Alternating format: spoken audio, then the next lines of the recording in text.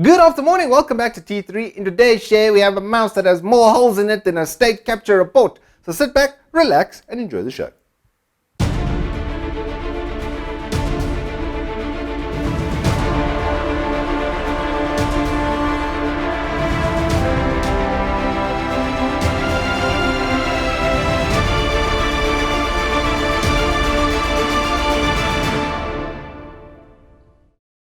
Alrighty, so as I said, here is the honeycombed MM711. 711's coming back.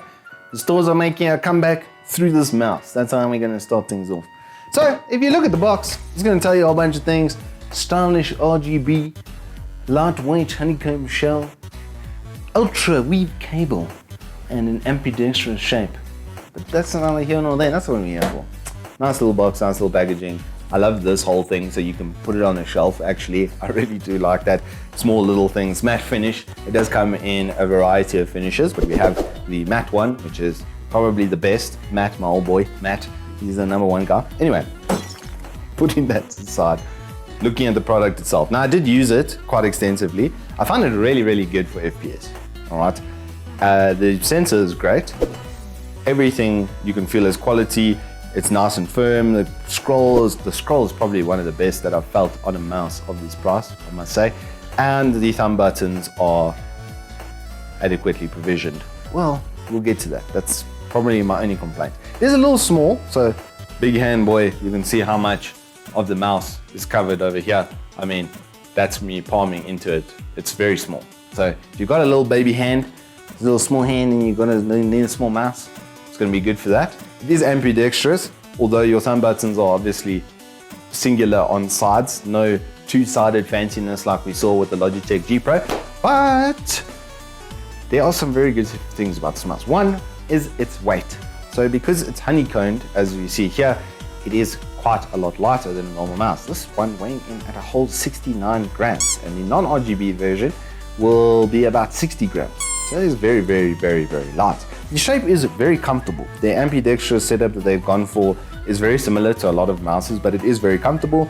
I would say if you are a bigger hand guy, it's going to prefer a claw position.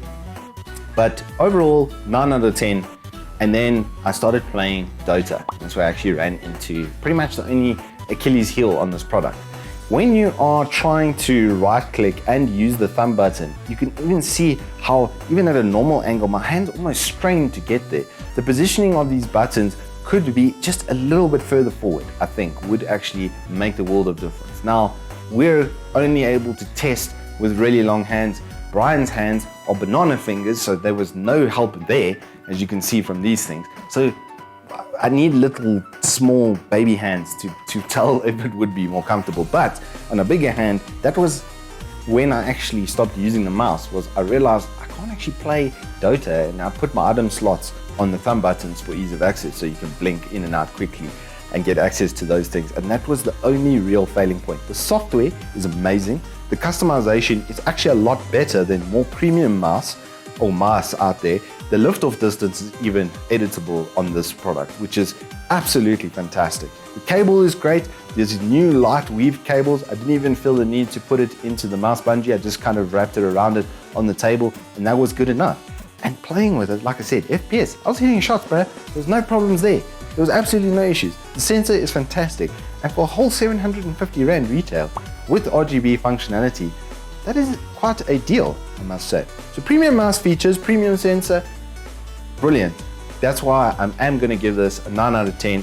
I just wish they'd make it in maybe a slightly bigger chassis for us long finger boys. Not everybody that's gaming is a midget.